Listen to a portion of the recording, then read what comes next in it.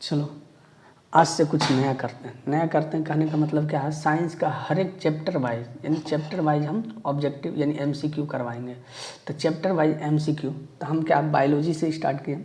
Biology का पहला chapter हम लिया, ठीक है। तो बायोलॉजी से पहला चैप्टर है समथिंग अराउंड 80 क्वेश्चन होगा, ठीक है। तो देखते हैं जितना जल्दी हो सके 10 से 20 मिनट में खींचने की कोशिश करते हैं, ठीक है। तो देखो पहला नंबर अगर हम बात करें, पहला क्वेश्चन क्या है, तो पहला क्वेश्चन अगर हम देखें क्या दे रखा है कि पौधे में वाष्पोत्सर्जन किस भाग में होता है। तो पौधे में वाष्पोत्सर्जन किस भाग में होता है, तो अब बताओ पौधे में वाष्पोत्सर्जन किसके माध्यम से होता है, तो पत्ती के माध्यम, क्योंकि प्रकाश संश्लेषण क्या होता है, प्रकाश संश्लेषण कौन करता है, पत्ती के द्वारा होता है। पत्ती में जब रंध्र खुलता है तो जिस समय रंध्र खुलता है उसी समय पानी क्या होता है, वाष्प के रूप में, जो स्टोरेज आता है वही पानी वाष्प के रूप में क्या होता है, प्रवाहित होता है। अब पानी का वाष्प बनना ही क्या कहलाता है, वाष्पोत्सर्जन कहलाता है, ठीक है। नेक्स्ट अगर अगला क्वेश्चन की बात करते हैं, तो मानव रक्त में उपस्थित यूरिया की सामान्य मात्रा कितना होता है। तो मानव रक्त में, मानव के जो ब्लड है, ब्लड में कितना यूरिया होता है, तो 20 मिलीग्राम होता है। कितना होता है, 20 मिलीग्राम होता है। नेक्स्ट अगर अगले क्वेश्चन की बात करते हैं, तो देखो श्वसन क्रिया के दौरान कितनी प्रतिशत ऊर्जा ताप के रूप में, जब हम श्वसन क्या करते हैं, श्वसन क्रिया लेते हैं, छोड़ते हैं, उस समय जो है, जब हम श्वास छोड़ते हैं उस समय जो है कितना प्रतिशत ऊर्जा ताप के रूप में निकलता है। तो ताप के रूप में कितना निकलता है, तो 20% निकलता है। कितना, 20% निकलता है। नेक्स्ट अगर अगले क्वेश्चन की बात करते हैं, तो मनुष्य में ब्रिक एक तंत्र का भाग है जो संबंधित है। तो ब्रिक जिसको हम क्या कहते हैं, किडनी कहते हैं, किससे संबंधित है, तो ये किससे संबंधित है, ब्रिक किसका काम करता है, तो उत्सर्जन का काम करता है। ब्रिक किसका काम करता है, तो उत्सर्जन का काम करता है। नेक्स्ट अगर अगला क्वेश्चन की बात करते हैं, तो देखो अगला क्वेश्चन क्या, पौधे के वायवीय भागों में जल के निष्कर्ष की क्रिया क्या कहलाती है।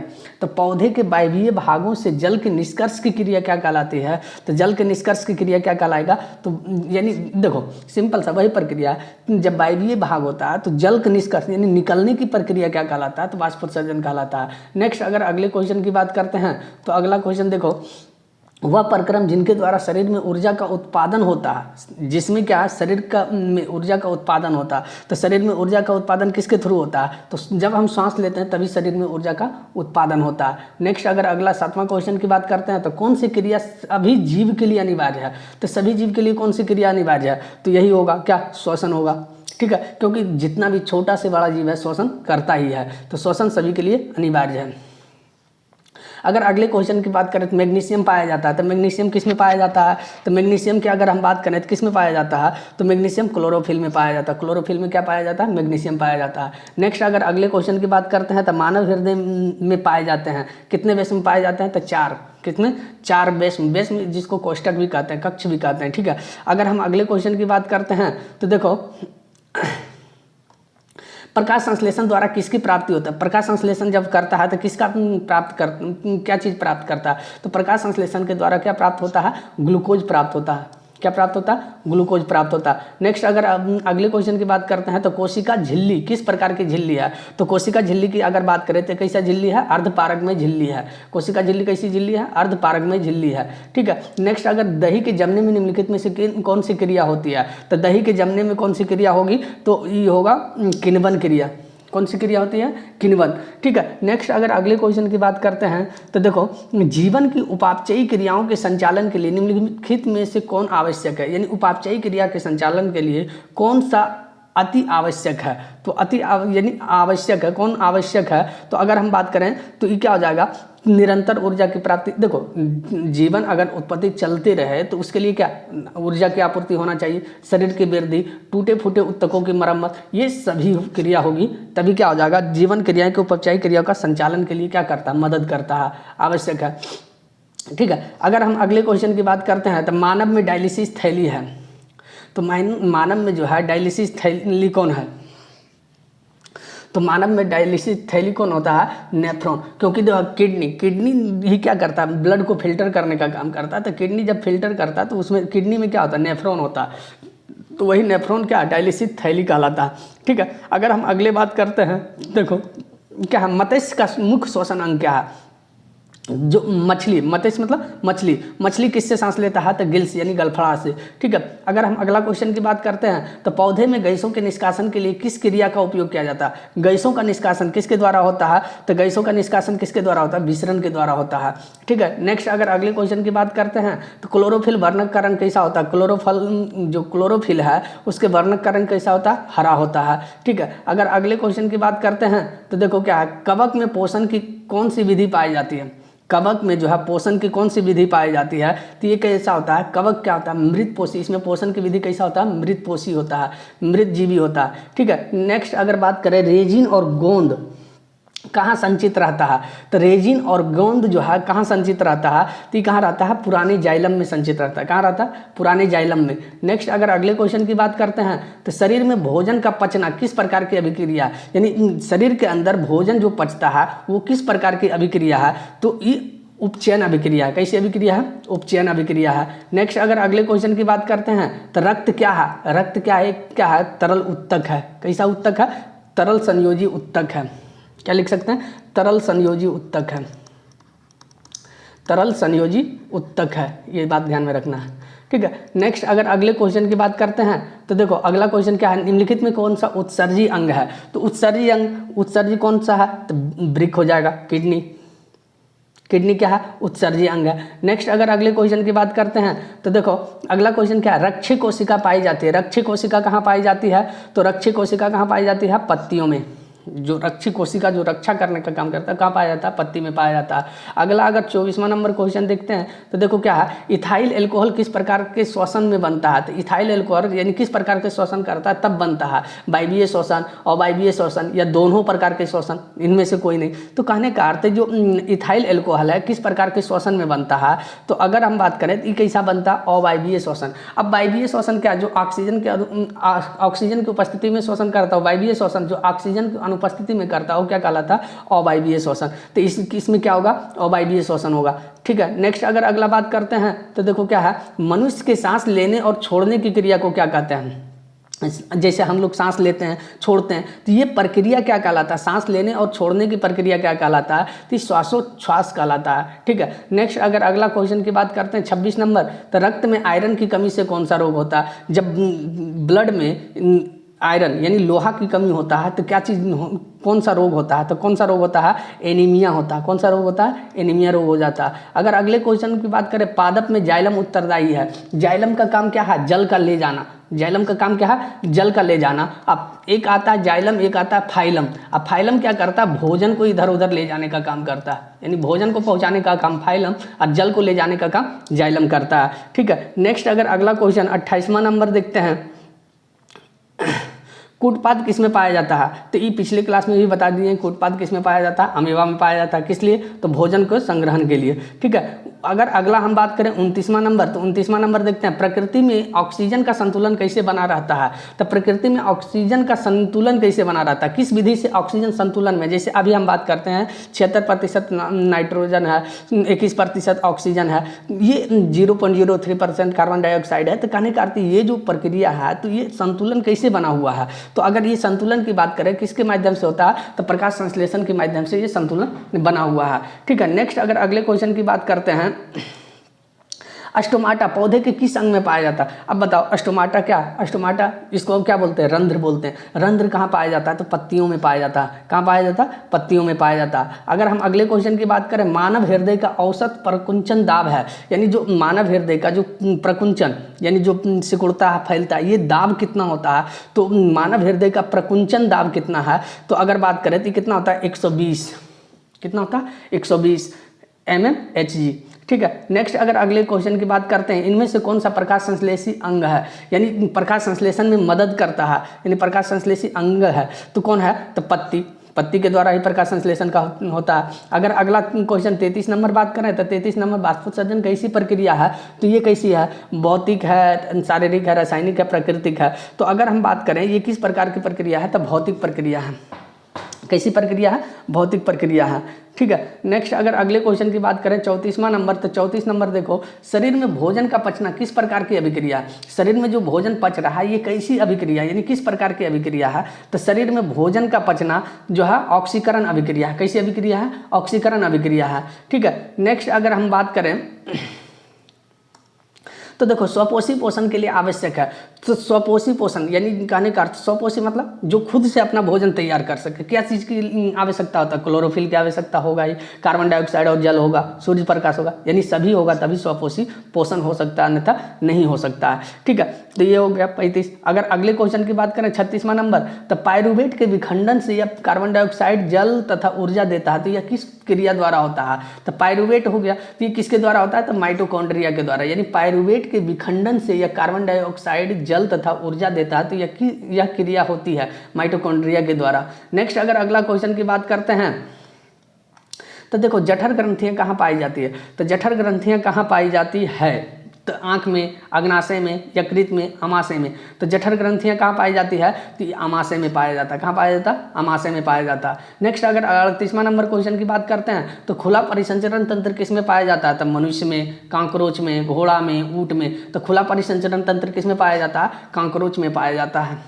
ठीक है, अब मनुष्य की बात करेगा तो मनुष्य में दोनों पाया जाता है, खुला और बंद दोनों पाया जाता है। ठीक है, नेक्स्ट अगर बात करें पौधे में पाए जाने वाला गाढ़ा एवं दुधिया उत्सर्जित तरल पदार्थ को क्या कहते हैं? यानी पौधे में जो पाया जाने वाला गाढ़ा और दुधिया उत्सर्जित तरल पदार्थ होता है उसको क्या कहते हैं? लेटेक्स कहते हैं, रेजिन कहते हैं, गोंद कहते हैं, टेनिन कहते हैं। क्या कहते हैं? तो इसको हम क्या कहते हैं? तो इसको लेटेक्स कहते हैं। क्या कहते हैं? लेटेक्स कहते हैं। अगर हम अगला 40वां नंबर क्वेश्चन की बात करते हैं, यूरिया रक्त में कहाँ से प्रवेश करता है? जो ब्लड में यूरिया आता है तो कहाँ से आता है? तो ये किसके द्वारा आता है?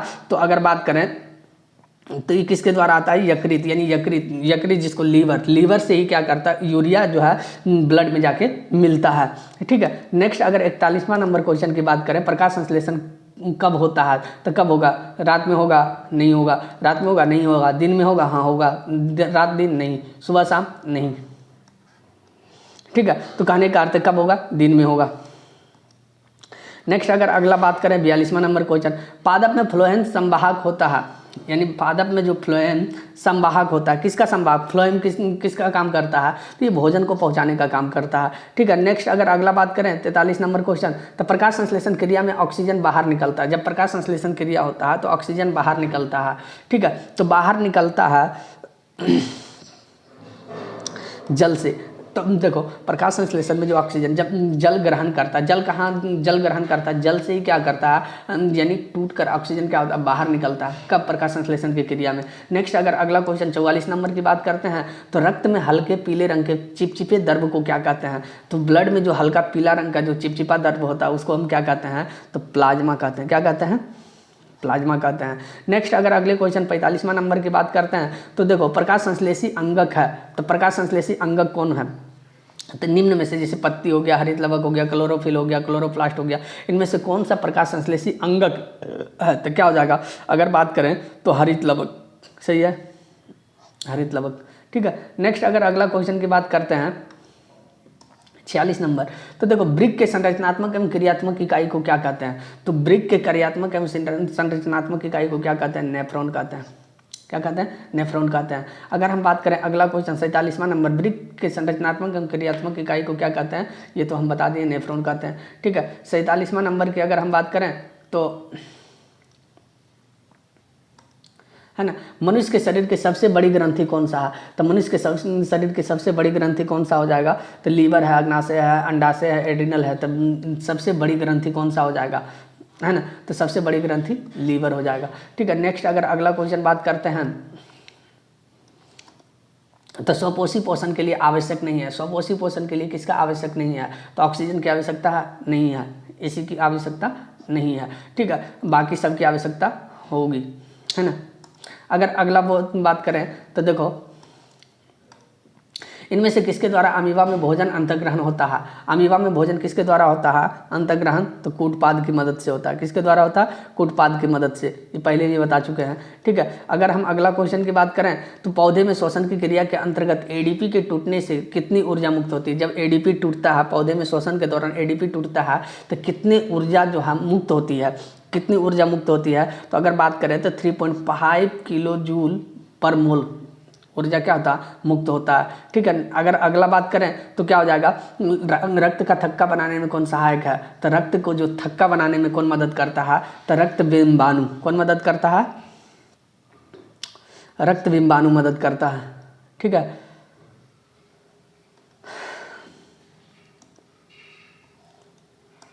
देखो पाचन क्रिया पूर्ण होती है, तो पाचन क्रिया कहाँ पूर्ण होती है? तो पाचन क्रिया पूर्ण होती कहाँ? पाचन क्रिया कहाँ पूर्ण होती है? तो पाचन क्रिया यानी पाचन जो पूरी तरह मनुष्य के शरीर में पाचन कहाँ पूर्ण हो जाता है? तो अग्नाशय में होता है? नहीं होता। बड़ी आंत में नहीं होता, छोटी आंत में जाके पूरी तरह से पूर्ण हो जाता है, ठीक है। नेक्स्ट अगर अगले क्वेश्चन की बात करें तो देखो इसमें एक क्वेश्चन थोड़ा लगता है गलती हो गया। गलती क्या हो गया कि देखो ये क्या है, पौधे में श्वसन की क्रिया के लिए एडीपी के टूटने पर कितनी ऊर्जा मुक्त होती है?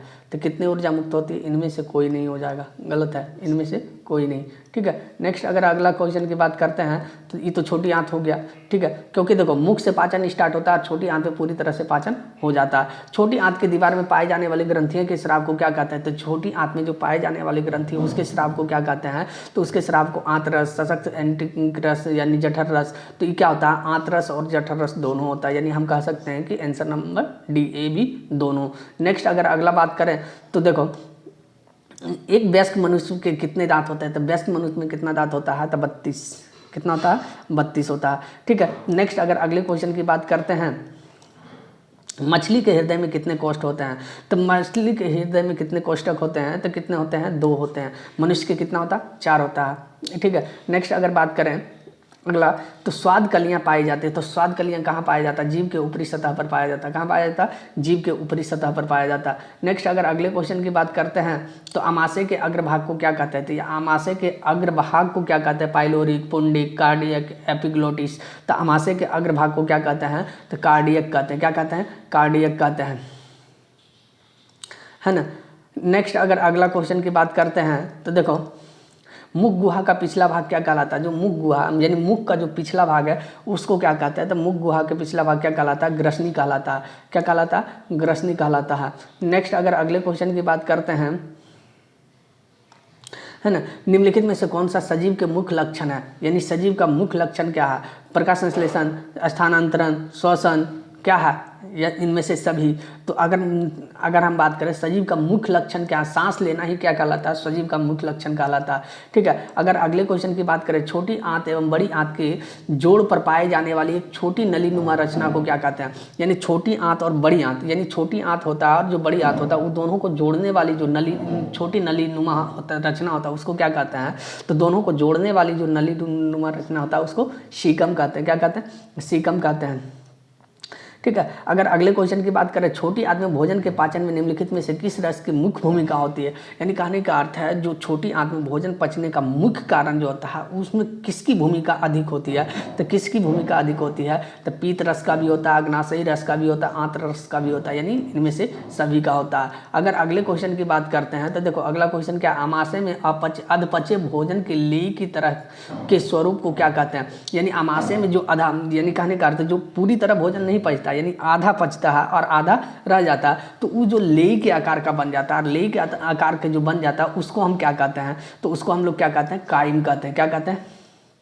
काइम कहते हैं, ठीक है। अगर हम अगले क्वेश्चन की बात करते हैं तो देखो निम्नलिखित में से कौन सा एमिनो अम्ल के विखंडन से बनता है? एमिनो अम्ल जब विखंडन होगा तो क्या चीज़ बनेगा? तो एमिनो अम्ल के विखंडन से क्या बनता है? अमोनिया का निर्माण होता है। नेक्स्ट अगर अगले क्वेश्चन की बात करते हैं तो देखो स्वपोषी पोषण के लिए आवश्यक है। स्वपोषी पोषण के लिए क्या? क्लोरोफिल भी आवश्यकता होती है, सूर्य की और सब, यानी क्या? इनमें से सभी हो जाएगा। अगर अगले क्वेश्चन की बात करते हैं तो देखो चाइल्ड का अवशोषण कहाँ होता है? तो चाइल्ड का अवशोषण कहाँ होता है? तो चाइल्ड का अवशोषण इलियम में होता है। कहाँ होता है? इलियम में होता है।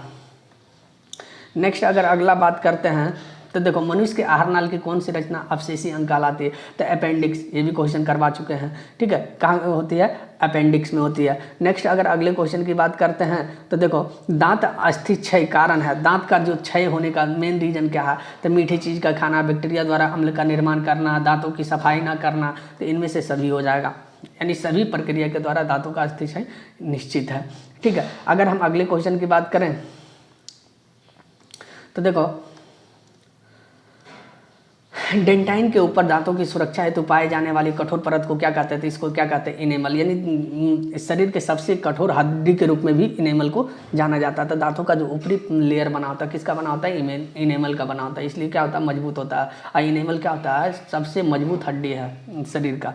ठीक है, अगले क्वेश्चन की अगर बात करें, पैरामीशियम में भोजन का अंतर्ग्रहण कहाँ होता है? तो पैरामीशियम में भोजन का अंतर्ग्रहण की अगर बात करें कहाँ होता है? कोशिका के मुख के द्वारा होता है।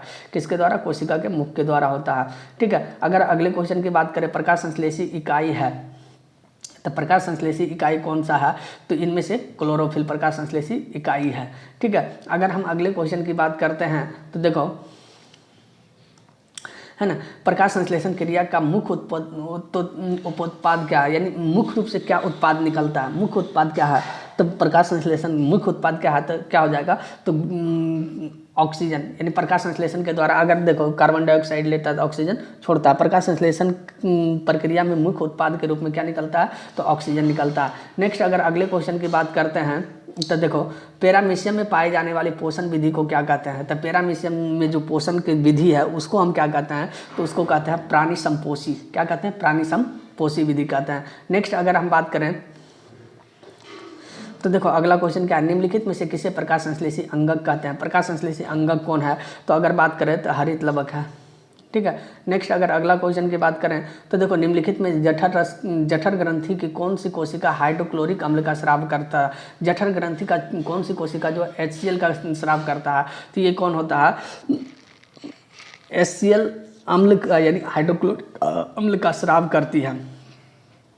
हाइड्रोक्लोरिक अम्ल का स्राव करती है। तो भित्तीय कोशिका क्या होता है? हाइड्रोक्लोरिक अम्ल का स्राव करती है। अगर अगले क्वेश्चन की बात करें, मनुष्य के मुख गुहा में कितनी जोड़ी लार ग्रंथियां पाई जाती है? तो कितनी जोड़ी लार ग्रंथियां पाई जाती है? तो ये कितना पाया जाता है? 3 जोड़ी। कितनी जोड़ी लार ग्रंथियां पाई जाती है? 3 जोड़ी पाई जाती है। ठीक है, नेक्स्ट अगर अगला क्वेश्चन की बात करते हैं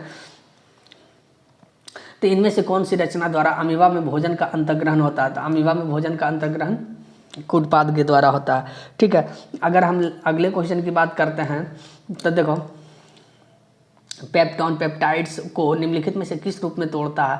पेप्टोन पेप्टाइड्स को निम्नलिखित में किस रूप में तोड़ता है? तो ये किस रूप में तोड़ता है? एमिनो एसिड के रूप में तोड़ता है, यानी एमिनो अम्ल के रूप में तोड़ता है। अगर हम अगले क्वेश्चन की बात करते हैं तो देखो अगला क्वेश्चन क्या? कोशिका के किस भाग में सजीवों के सारे गुण विद्यमान रहता है? कोशिका के किस भाग में सजीव के सारे गुण पाए जाते हैं? तो सजीव के सारे गुण किस में पाए जाते हैं? कोशिका झिल्ली में पाया जाता है। ठीक है, नेक्स्ट अगर अगले क्वेश्चन की बात करते हैं तो निम्नलिखित में से किस छिद्र द्वारा ग्रासनली से जुड़ी होती है? ग्रासनी जो है ग्रासनली से जुड़ी होती है, किस छिद्र के द्वारा? तो किस छिद्र के द्वारा जुड़ा रहता है? तो निगल द्वार के द्वारा जुड़ा रहता है। ठीक है, अगर हम अगले क्वेश्चन की बात करते हैं अमीबा का मुख्य भोजन क्या है? तो अमीबा का मुख्य भोजन की अगर बात करें तो क्या होता है? शैवाल के टुकड़े, डाइटम, एकोसिकीय जीव, बैक्टीरिया। तो इनमें से क्या है? तो इनमें से सभी हो जाएगा। सभी क्या है? अमीबा का मुख्य भोजन है। ठीक है, मुख्य भोजन है। ठीक है, अगर हम बात करें ग्रहणी भाग है तो ग्रहणी किसका भाग है? तो ग्रहणी किसका भाग है? छोटी आंत का भाग है। ठीक है, नेक्स्ट अगर अगले क्वेश्चन की बात करते हैं तो अगला क्वेश्चन क्या है? वह विधि जिनमें जीव पोषक तत्वों को ग्रहण कर उनका उपयोग अपने वृद्धि एवं जनन के लिए करता, उन्हें क्या कहते हैं? यानी वह विधि, वह कौन सी विधि है जो जीव पोषक तत्वों को ग्रहण कर उनका उपयोग, यानी उपयोग करने के लिए वृद्धि और जनन के लिए करते हैं? उसका उपयोग जो है वृद्धि और जनन के लिए करता है, तो उसे हम क्या कहते हैं? तो उसको हम लोग क्या कहते हैं? तो पोषण कहते हैं। क्या कहते हैं? पोषण कहते हैं। तो इसी तरह हम जो है हर क्लास में जो है एक एक चैप्टर का जितना भी क्वेश्चन यानी MCQ बनेगा सभी को बना के लेते आएंगे। ठीक है, तो वीडियो को लाइक शेयर सब्सक्राइब करो। ठीक है, और आगे इसी तरह शेयर करते रहो। ठीक है, जय हिंद। और आज की सेवा यहीं तक।